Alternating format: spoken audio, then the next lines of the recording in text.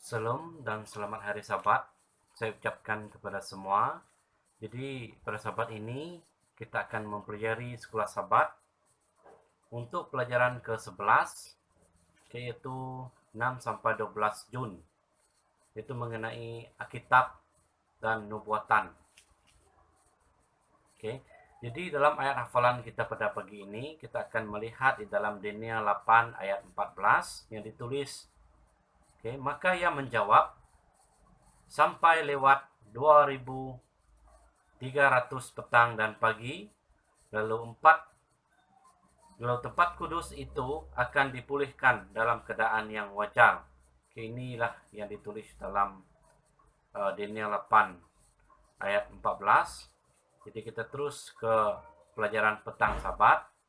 Dinyatakan di sini, nubuatan Alkitab sangat penting untuk identiti dan misi kita.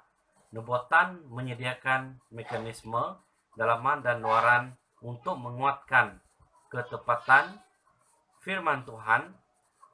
Lalu Yesus berkata, dan sekarang juga aku menyatakannya kepadamu sebelum hal itu terjadi, supaya kamu percaya apabila hal itu terjadi. Ini ditulis dalam 14 ayat 29 dan juga lihat juga dalam Yohanes 13 ayat 19. Yaitu persoalan penting adalah bagaimana kita mentafsirkan nubuatan dengan betul agar kita tahu apabila nubuatan itu sesungguhnya sudah digenapi. Pada zaman reformasi, para reformis mengikuti kaidah historiksis, yaitu kaidah ini adalah kaidah yang sama yang digunakan oleh Daniel dan Yohanes sebagai kunci untuk tafsiran mereka sendiri. Kaidah historisis melihat nubuatan sebagai kegenapan sejarah yang progresif dan berterusan. Dan bermula pada masa lalu dan berakhir dengan kerajaan Tuhan yang kekal. Jadi seperti mana yang kita telah pelajari mengenai Daniel, di mana mimpi Daniel itu menyatakan tentang berlakunya perkara-perkara pada masa dahulu dan juga menyatakan juga sesuatu yang akan berlaku di masa hadapan, yaitu apabila kedatangan Yesus kedua kali nanti. Dan dalam minggu ini kita akan mengkaji bagaimanakah kita dapat menggunakan pandangan historisis untuk memahami nubuatan. Kita harus melihat dalam sejarah kegenapan nubuatan untuk mengkaji bagaimana Tuhan memimpin kerja penting reformasi dan untuk memahami perjalanan peristiwa dalam persiapan bangsa-bangsa untuk menghadapi konflik terakhir, kontroversi besar itu. Jadi ini dinyatakan di dalam Ellen G. White, Testimonies for the Church, volume 4, muka surat 307. Ini saja untuk pelajaran di dalam petang Sabat. Kita terus ke pelajaran hari Ahad, yaitu historisisme dan nubuatan. Jadi apakah historisisme dan nubuatan? Jadi seperti mana kita tahu, historisisme ini merupakan history ataupun sejarah.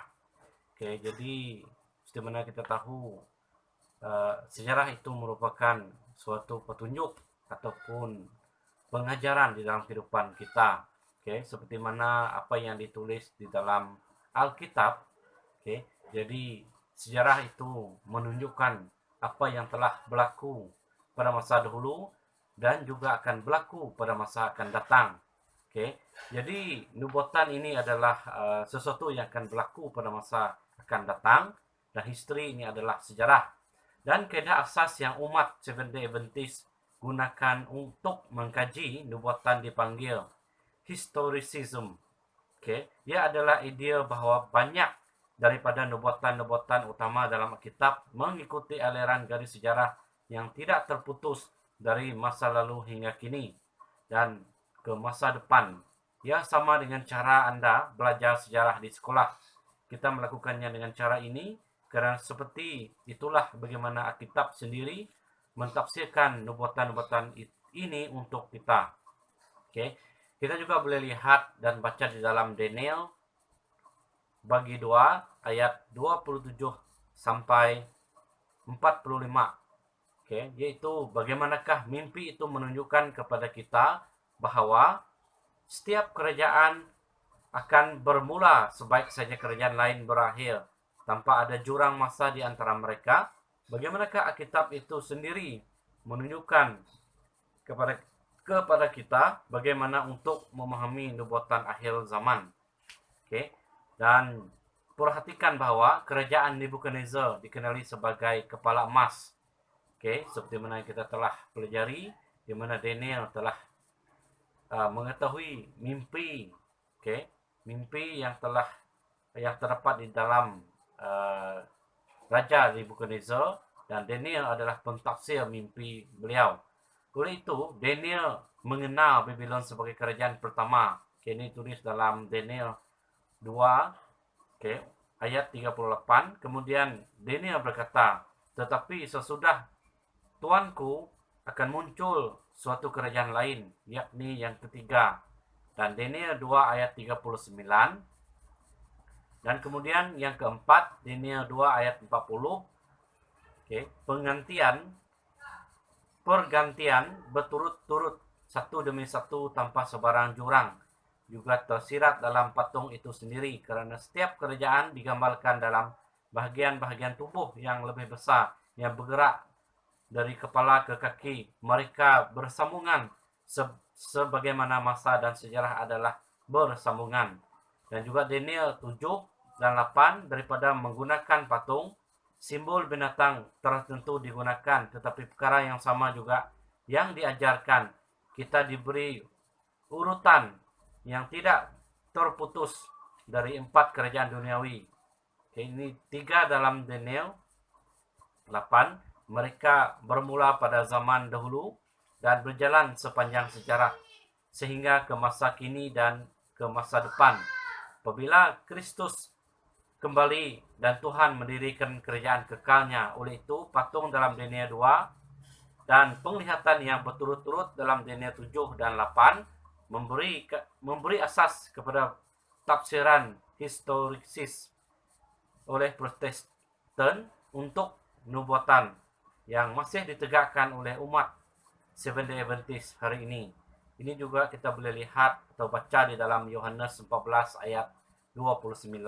Apakah yang dikatakan Yesus yang membantu kita memahami bagaimana nubuatan dapat berfungsi. Dan di sini juga ada persoalan, apakah kelebihan besar yang kita perolehi hari ini yang hidup pada zaman apabila banyak sejarah telah digenapi yang tidak dipenuhi oleh seseorang yang hidup pada zaman Babylon. Kalau kita lihat pada masa dahulu dengan sekarang memang jauh berbeza. Jadi kalau pada masa dahulu, jadi apabila mereka tidak menuruti kehendak Tuhan, mereka akan dihukum serta-merta dan mereka juga akan menghadapi musibah yang besar. Jadi pada masa sekarang kita telah bergantung kepada Yesus, di mana Yesuslah pengantara antara manusia dengan Tuhan. Tuhan Bapa kita di syurga. Jadi gunalah peluang ini, sebab seperti mana kita tahu Yesus adalah juru selamat kita. Jadi apabila kedatangan beliau nanti, jadi beliaulah yang akan menjadi hakim sama ada kita selamat ataupun tidak selamat. Jadi kalau kita lihat sekarang memang banyak kebebasan yang ada pada manusia, tetapi adakah kita sedar bahwa nubuatan yang ditulis di dalam Wahyu dan juga di dalam Daniel tentang penglihatan ataupun nubuatan yang akan berlaku pada masa akan datang, ianya adalah sudah pasti akan berlaku apabila kedatangan Tuhan kedua kali nanti. Jadi inilah yang kita ingin terangkan ataupun di dalam historical ataupun dan juga di dalam nubuatan untuk pelajaran Ahad. Kita terus ke pelajaran hari Senin. Untuk 8 Jun, yaitu prinsip satu hari sama dengan 1 tahun. Jadi salah satu kunci penafsiran historisme adalah prinsip sehari untuk setahun. Ramai cendekiawan selama berabad-abad menerapkan prinsip ini kepada nubuatan masa dalam buku Daniel dan Wahyu. Mereka memperoleh prinsip dari beberapa ayat-ayat utama dan dari konteks langsung nubuatan itu sendiri.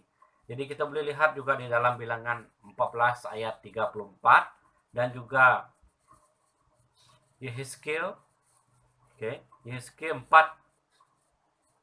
ayat 6, di mana bagaimanakah Tuhan menguraikan prinsip satu hari satu tahun ini dalam ayat-ayat tertentu ini. Jadi kita terus pergi ke pelajaran Sabat untuk Senin. Dinyatakan di sini dalam ayat-ayat ini kita dapat melihat dengan jelas ide prinsip sehari setahun ini. Tetapi bagaimanakah kita mewajarkan penggunaan prinsip ini untuk beberapa nubuatan masa seperti dalam Daniel 7 ayat 25 dan juga Daniel 8 ayat 14 serta Wahyu 11 ayat 2 dan 3 dan Wahyu 12 ayat 6 dan juga 14 dan Wahyu 13 ayat 5. Jadi tiga unsur lain menyokong prinsip satu sehari setahun ini dalam nubuatan-nubuatan Daniel dan Wahyu menggunakan simbol jangka waktu yang panjang dan ungkapan-ungkapan yang aneh. Pertama, sifat simbolik binatang dan tanduk yang melambangkan kerajaan-kerajaan itu menunjukkan bahwa ungkapan masa juga harus difahami sebagai simbolik. Hewan dan tanduk tidak boleh diambil secara harfiah. Mereka adalah simbol untuk suatu yang lain. Oleh itu, memenangkan nubuatan lain adalah simbolik, bukan harfiah. Maka mengapa pula kita harus terima nubuatan masa itu sebagai harfiah? Jawapannya tentu saja kita tidak seharusnya memahaminya secara literal. Dan yang kedua, banyak daripada peristiwa-peristiwa dan kerajaan-kerajaan yang digambarkan dalam nubuatan itu meliputi rentang waktu selama berabad-abad yang mustahil jika nubuatan masa yang menggambarkannya diambil secara harfiah. Apabila prinsip sehari setahun diterapkan, maka terlihatlah masa itu berpadanan dengan peristiwa yang disebutkan dengan cara yang sangat tepat. Sesuatu yang tidak mungkin jika nubuatan masa diambil secara harfiah. Dan akhir sekali, ungkapan-ungkapan aneh yang digunakan untuk menetapkan masa-masa ini menunjukkan tafsiran simbolik. Dalam arti kata lain, cara-cara di mana masa dinyatakan dalam nubuatan-nubuatan ini sebagai contoh 2300 malam dan pagi ini ditulis dalam Daniel 8 ayat 14. Bukan cara biasa untuk menyatakan masa, menunjukkan kepada kita bahwa tempoh masa yang digambarkan seharusnya diambil secara simbolik, bukan secara harfiah. Lihat nubuatan 70 minggu dalam Daniel 9, 24 sampai 27, kita membaca bahwa dari saat firman itu keluar, yakni bahwa Yerusalem akan dipulihkan dan dibangun kembali sampai pada kedatangan seorang yang diurapi, seorang raja. Ini tulis dalam Daniel 9 ayat 25. Akan ada 69 minggu harfiah atau hanya 1 tahun dan 4 bulan dan 1 minggu. Nubuatan itu tidak masuk akal apabila difahami demikian.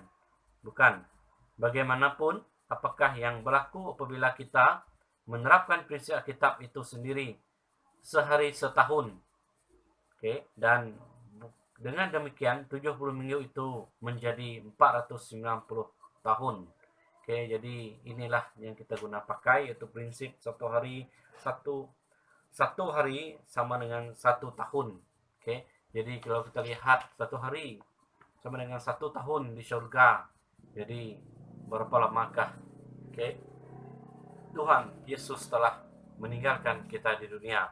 Jadi saya harap jadi dengan adanya prinsip ini ianya merupakan suatu simbolik, dan juga yang merupakan suatu penyataan di mana kita harus tahu bahwa 1 hari di dunia ini ataupun 1 hari di surga sama dengan 1 tahun di dunia ini. Jadi inilah yang kita boleh pelajari di dalam penafsiran ataupun pentafsiran yang terdapat dalam sejarah yang ditulis dalam Daniel dan juga Wahyu. Oke, seperti mana yang kita telah lihat tadi. Oke, jadi kita terus ke pelajaran selasa, yaitu mengenal pasti tanduk kecil dalam Daniel 7.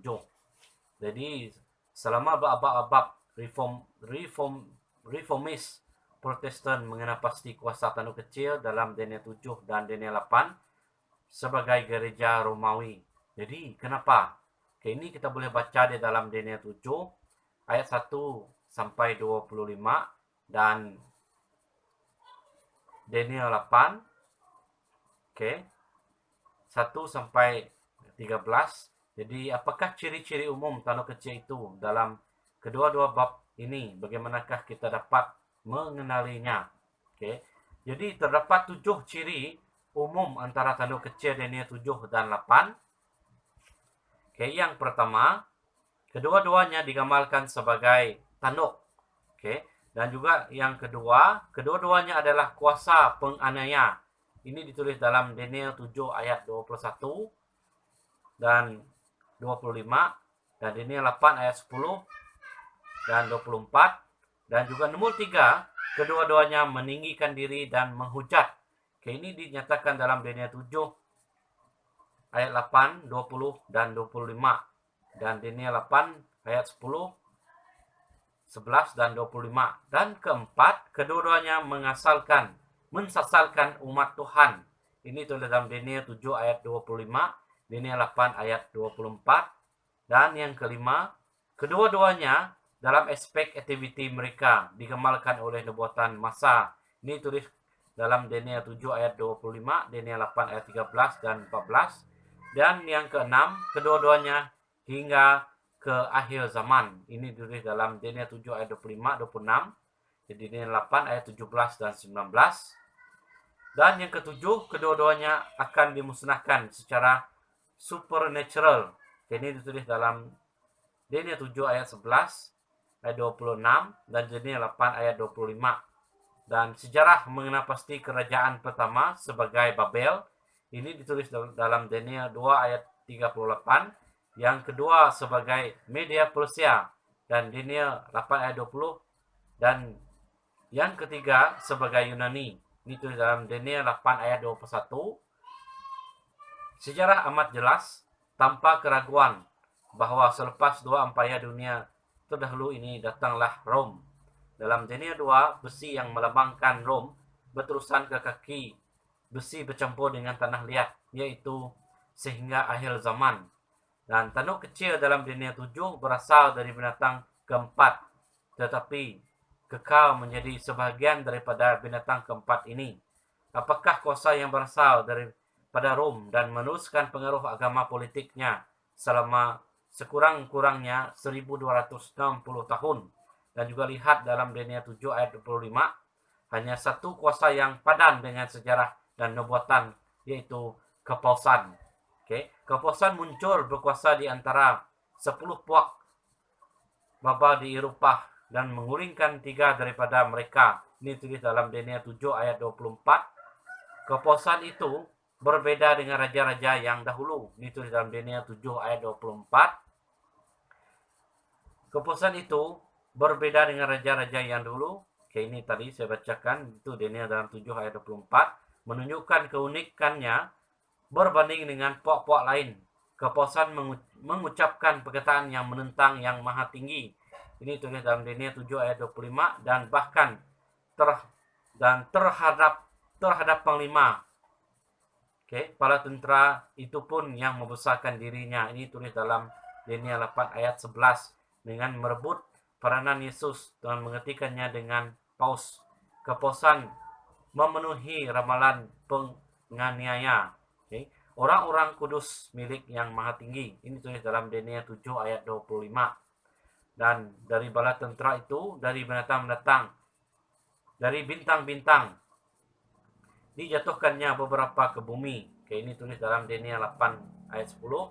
Semasa reformasi ketika para Protestan dibantai, kepausan berusaha untuk mengubah waktu dan hukum. Ini ditulis dalam Daniel 7 ayat 25 dengan menghapuskan hukum kedua dan mengubah sabat kepada Ahad. Oke. Jadi Kalau kita lihat di sini, kita juga boleh baca dalam Daniel 2, Daniel 7 dan 8. Selepas Yunani, satu kuasa muncul yang wujud hingga akhir zaman. Apakah kuasa itu selain daripada Rom yang kini dalam peringkat kepausannya? Tidak kira betapa hal ini menyinggung orang lain, mengapakah ini adalah ajaran penting dari pekabaran tiga malaikat dan oleh itu komponen penting dalam kebenaran masa kini. Okey, jadi ini adalah historical yang kita boleh lihat ataupun kita boleh kenal pasti tentang tanduk kecil dalam Daniel 7. Okey, ini dalam pelajaran hari Selasa. Okey, kita terus ke pelajaran hari Rabu, yaitu mengenai penghakiman penyelidikan. Huraian nubuatan yang dipelajari minggu ini telah mendapat sokongan yang besar di kalangan ahli sejarah Protestan sejak Reformasi. Tetapi hanya apabila timbulnya pergerakan Millerite, pada awal tahun 1800, barulah nubuatan 2300 hari itu dalam penghakiman penyelidikan telah diberi perhatian dan dipelajari dengan teliti. Kalau kita lihat ataupun bandingkan dengan Daniel 7 dan 8. Jadi Daniel 7 yaitu mengenai Babel. Jadi ia mempunyai lambang singa, dan juga di dalam Daniel 8 tidak dinyatakan mengenai Babel, tetapi di dalam Daniel 7 yang menyatakan media Persia, yang simbolnya adalah seekor beruang. Dan begitu juga dalam Daniel 8 di mana media Persia adalah sebagai domba, dan juga dalam Daniel 7 Yunani dilambangkan dengan seekor binatang leopard, dan juga di dalam Daniel 8, jadi Yunani dilambang sebagai kambing jantan, dan juga dalam Daniel 7 Roma pagan, binatang keempat, dan juga di dalam Daniel 8 Roma pagan tanduk bergerak mendata, dan juga Daniel 7 Roma kepausan, yaitu dilambangkan di dalam Daniel 7 sebagai tanduk kecil, dan juga Roma kepausan di dalam Daniel 8 ia dilambangkan tanduk bergerak secara menegak.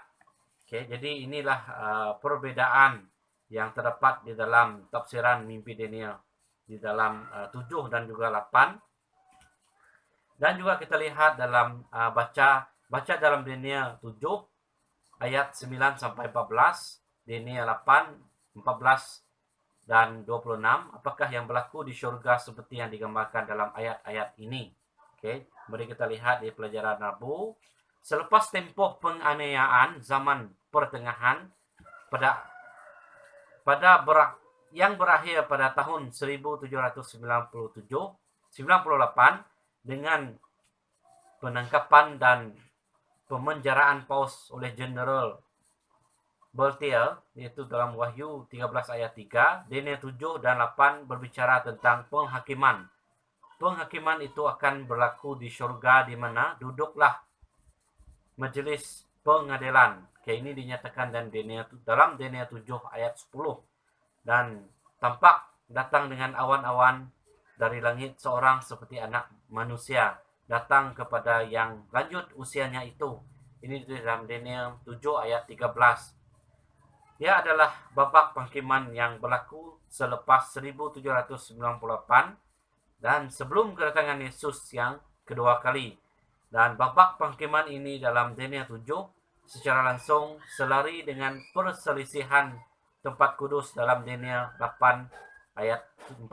Kedua-dua bercakap tentang perkara yang sama. Menurut Daniel 8 ayat 14, masa pembersihan tempat kudus ini yang merupakan istilah daripada hari pendamaian adalah 2300 petang dan pagi atau hari, dengan prinsip satu hari satu tahun, yaitu 2330 hari ini melambangkan 2300 tahun. Dan titik permulaan 2300 tahun terdapat dalam Daniel 9 ayat 24, di mana nubuatan 70 minggu yaitu 490 tahun adalah adalah catak atau dipotong daripada penglihatan 2300 hari. Ini ditulis dalam Daniel 9 ayat 24.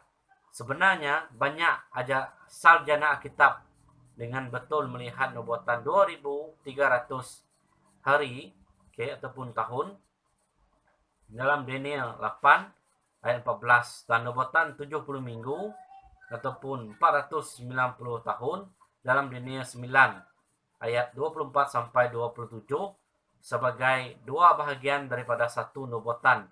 Ayat berikutnya adalah nubuatan 70 minggu, dan Daniel 9 ayat 25 memberikan permulaan tempoh masa dari saat firman itu keluar, yakni bahwa Yerusalem akan dipulihkan dan dibangun kembali. Tarikh peristiwa ini adalah tahun ke-7 Raja Artasasta. Ini tulis dalam Izra 7 ayat 7 atau 457 BC, dikira ke hadapan 2300 tahun. Kita sampai ke tahun 1844 yang tidak lama selepas 1798 dan sebelum kedatangan Yesus yang kedua. Inilah ketikanya Yesus masuk ke tempat Maha Kudus dan memulakan kerja pengantaraannya untuk membersihkan tempat kudus di surga. Kita terus ke pelajaran hari Kamis, yaitu tipologi sebagai nubuatan. Jadi simbol-simbol nubuatan apokaliptik seperti yang terdapat dalam Daniel dan Wahyu mempunyai satu kegenapan tunggal. Sebagai contoh, kambing jantan telah digenapi dalam kerajaan Yunani, yaitu kerajaan tunggal. Ini ditulis dalam Daniel 8 ayat 21. Lagipun ayat itu menamakannya secara langsung untuk kita. Ya, sangat jelas, bukan? Jadi, bagaimanapun, tipologi tertumpu kepada orang, peristiwa, atau institusi sebenar di Perjanjian Lama yang diasaskan dalam realiti sejarah, tetapi yang menunjuk ke hadapan untuk realiti yang lebih besar pada masa akan datang. Penggunaan tipologi sebagai kaedah penafsiran adalah menurut contoh Yesus dan para penulis Perjanjian Baru, dan bahkan dijumpai dalam Perjanjian Lama itu sendiri. Satu-satunya panduan untuk mengenali sesuatu sama ada ianya literal atau hanya lambang adalah apabila seseorang penulis yang diilhamkan oleh kitab suci mengenalkan mereka. Jadi kita boleh baca dalam 1 Korintius 10 ayat 1 sampai 13, yaitu peristiwa apakah dalam sejarah yang Paulus rujuk ketika dia menasihati gereja Korintius. Bagaimanakah ini berkaitan dengan kita hari ini? Jadi kalau kita lihat, yaitu Paulus menunjukkan kepada realiti sejarah keluaran dan mengambilnya sebagai tipologi berdasarkan pengalaman orang Ibrani kuno di padang gurun. Dengan cara ini, Paulus menunjukkan bahwa Tuhan yang memberi inspirasi kepada Musa untuk mencatat peristiwa-peristiwa ini, bermaksud bahwa perkara-perkara ini menjadi contoh bagi kita. Ini ditulis dalam 1 Korintius 10 ayat 6. Dengan demikian, memberi nasihat kepada Israel rohani untuk menanggung godaan sementara kita hidup di akhir zaman.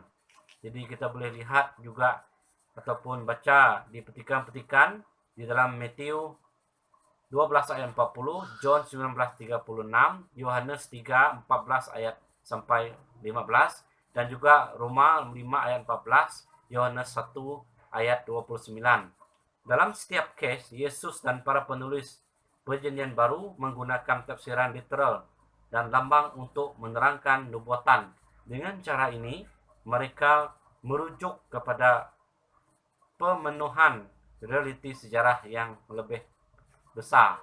Jadi, fikirkan pelayanan tempat kudus duniawi yang berfungsi sebagai melambangkan keseluruhan pelan keselamatan. Apakah yang hal ini ajarkan kepada kita tentang kepentingan mesej tempat kudus untuk kita hari ini, yaitu seperti gereja. Jadi bagaimana kita harus menjaga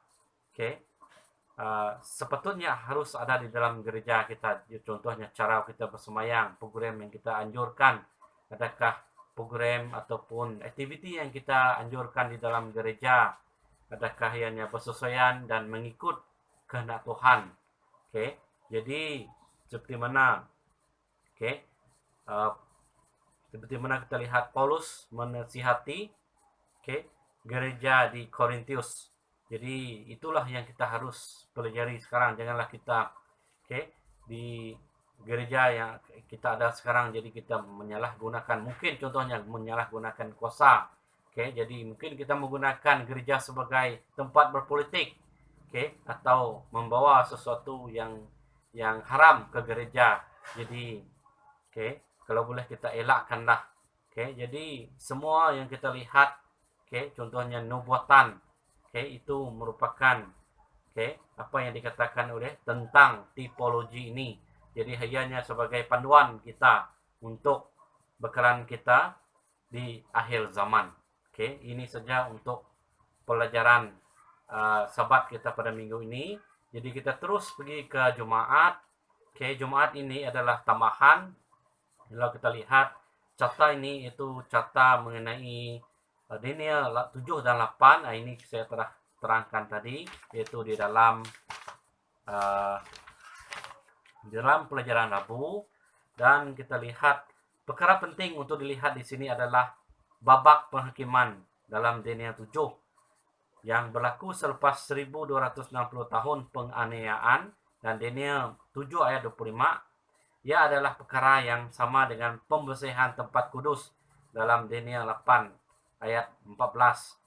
Babak penghakiman di surga inilah yang akhirnya membawa kepada penubuhan kerajaan Tuhan yang kekal pada akhir sejarah sedih bumi yang telah jatuh ini. Oleh itu, kita mempunyai bukti Alkitabiah yang sangat kuat mengapa Daniel 8 ayat 14 penting sekali dan apa maknanya. Jadi seperti mana kita lihat, kita pun telah mengetahui adanya zaman akhir apabila kedatangan Tuhan kedua kali. Jadi sekaranglah masa untuk kita bersedia. Sekaranglah masa untuk kita standby. Jadi contohnya kalau kita tidak mengenali Tuhan ataupun kita tidak mempelajari Alkitab, jadi sekaranglah kita harus bersedia untuk persiapan kita apabila kedatangan Tuhan Yesus kedua kali. Sebab siapakah kita yang tak nak selamat? Sudah pastinya semua kita ingin selamat. Sebab di dunia ini penuh dengan dosa. Di dunia ini penuh dengan ujian setan. Sebab di dunia ini tidak kekal. Kita akan mati. Dan dunia ini juga yang memboleh kita ataupun membolehkan manusia jatuh ke jurang. Jerat-jerat setan.